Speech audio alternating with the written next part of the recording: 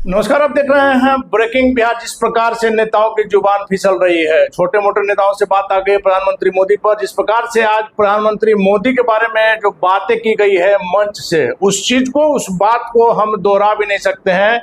और निश्चित तौर पर अब समय आ गया है कि जो लोग ऐसी भाषा बोलते हैं उन पर कड़ी कानूनी कार्रवाई की जाए, ताकि और लोगों के लिए एक उदाहरण पेश हो सके और लोग बोलने से पहले सोच सके। इसी विषय बात करेंगे। हमारे साथ बिहार बीजेपी के मीडिया प्रभारी दानिश इकबाल। दानिश जी, क्या कहेंगे? प्रधानमंत्री मोदी जी के लिए जो भाषा का प्रयोग किया गया है उसको ना हम रिपीट कर सकते हैं ना आप। देखिए, ये भारतीय जनता पार्टी के किसी नेता का अपमान नहीं है, बल्कि ये लोकतंत्र के माध्यम से संवैधानिक व्यवस्थाओं से चुने गए 140 करोड़ के भारत के प्रधानमंत्री का अपमान है। और इस प्रकार की घटना की भारतीय जनता पार्टी घोर निंदा करती है, मजम्मत करती है। इन लोगों को इतनी शक्ति और बल कहाँ से आता है कि ये लोग प्रधानमंत्री को सरेआम गाली देते हैं? इसके पीछे की जो पूरी साजिश है महागठबंधन की, उसको समझने की ज़रूरत है।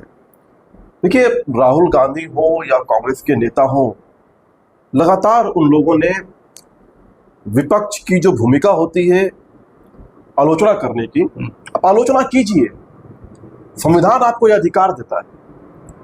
लेकिन आप आलोचना करते करते भारत की आलोचना करने लगते हैं, भारत की संप्रभुता पर जो है आक्रमण करने लगते हैं, भारत के संविधान का अपमान करने लगते हैं, भारत की संवैधानिक व्यवस्थाओं पर, भारत की सेना की वीरता और शौर्यता पर जो है आप हमला करने लगते हैं। ये अधिकार आपको संविधान नहीं देता है।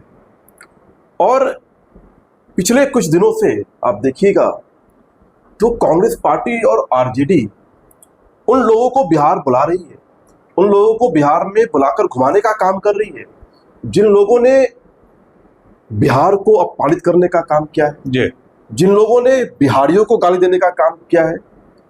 उसमें स्टालिन है, उसमें रेवंत रेड्डी हैं, उसमें प्रियंका गांधी है।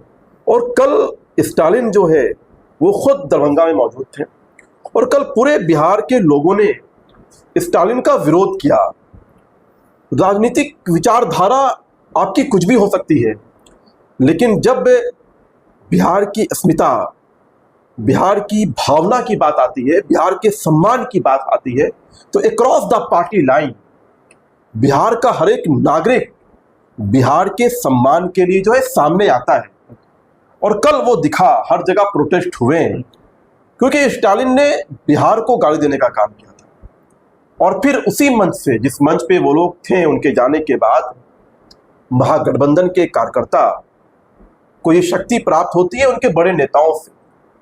जब वो देखते हैं कि उनके नेता भारत के प्रधानमंत्री को मौत का सौदागर कह रहे हैं, इन दिनों वोट चोरी, जब वो देखते हैं कि उनके नेता जो है प्रधानमंत्री को गाली देते हैं, तो उनके कार्यकर्ता भी देते हैं। और ये पूरी जो विषय है ये बिहार को लेकर के है, क्योंकि जिस प्रकार से स्टालिन और रेवंत रेड्डी ने बिहार को गाली दिया, अपमानित किया और बिहार में घुमाया जा रहा है उनको, उसी के क्रम में प्रधानमंत्री को भी गाली दिया गया। क्योंकि प्रधानमंत्री का जो स्नेह और जो प्रेम है बिहार को लेकर के, वो उनके प्रतिमा आने वाले जो उनके प्रवास है बिहार को, और जिस प्रकार से हजारों करोड़ की जो योजनाएं और शिलान्यास उद्घाटन कर रहे हैं प्रधानमंत्री बिहार के अंदर, इसलिए वो बिहार को विकसित होते हुए नहीं देखना चाहते। नहीं, हमारा सीधा मानना है कि जब देश के चुने हुए प्रधानमंत्री के प्रति ऐसी बातें आ रही है तो यह देश का अपमान है ना।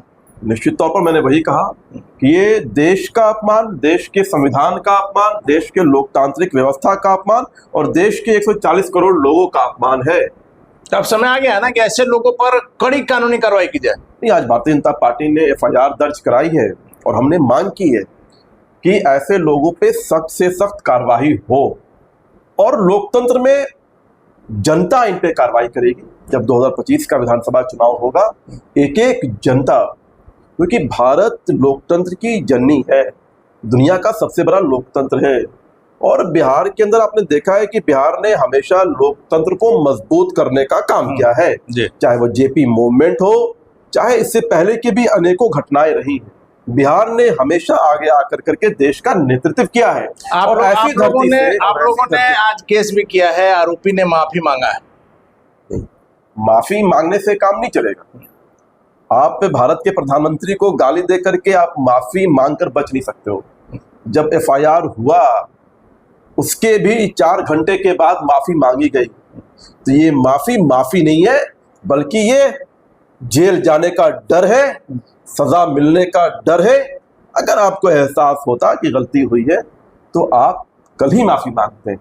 तो इसलिए ऐसे माफी की कोई माफी नहीं मिलेगा, जेल जाना ही होगा निश्चित तौर। चलिए आखिरी सवाल है, जिस प्रकार से राहुल गांधी घूम रहे हैं, तेजस्वी यादव घूम रहे हैं, क्या माना जाए कि आप लोग की लोकप्रियता से प्रधानमंत्री मोदी और मुख्यमंत्री नीतीश कुमार की लोकप्रियता से बेचैनी है, जिस कारण से अब इस प्रकार की भाषा का प्रयोग किया जा रहा है? देखिए, बिहार के अंदर 2 वंशवादी परिवार के 2 राजकुमार, एक के परिवार ने भारत को लूटा और एक के परिवार ने बिहार को लूटा। ये ऐसे 2 जो राजकुमार हैं, ये लोग बिहार में अपने अपने राजनीतिक दल की वजूद और राजनीतिक हैसियत को बचाने के लिए इस यात्रा पर निकले हैं।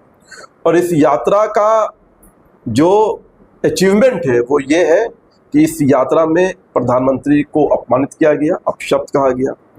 इसी यात्रा में जो है पुलिस के लोगों को राहुल गांधी की गाड़ी से कुचला गया। इसी यात्रा में जो है बिहार को अपमानित करने का काम करने वाले नेताओं को बुलाया गया। ये यात्रा बिहार की एक जनता याद रखेगी और इस यात्रा का जवाब 2025 में देगी। तो बिहार की जनता याद रखेगी और इसका जवाब 2025 के बिहार विधानसभा चुनाव में देखने को मिलेगा। निश्चित तौर पर प्रधानमंत्री मोदी के लिए या किसी भी व्यक्ति के लिए इस प्रकार का आचरण, इस प्रकार के शब्दों को बर्दाश्त नहीं किया जा सकता है और माफी मांगने से काम नहीं चलेगा। निर्णायक लड़ाई का समय आ गया। जो भी व्यक्ति किसी भी व्यक्ति के बारे में ऐसी बातें करते हैं, खुले मन से करते हैं, उनके शीर्ष नेताओं से लेकर के उन पर कड़ी कार्रवाई करने का समय आ गया है। इसमें क्या कुछ होगा, क्या कार्रवाई होती है, देखने के बाद फिलहाल बन रहा है ब्रेकिंग न्यूज।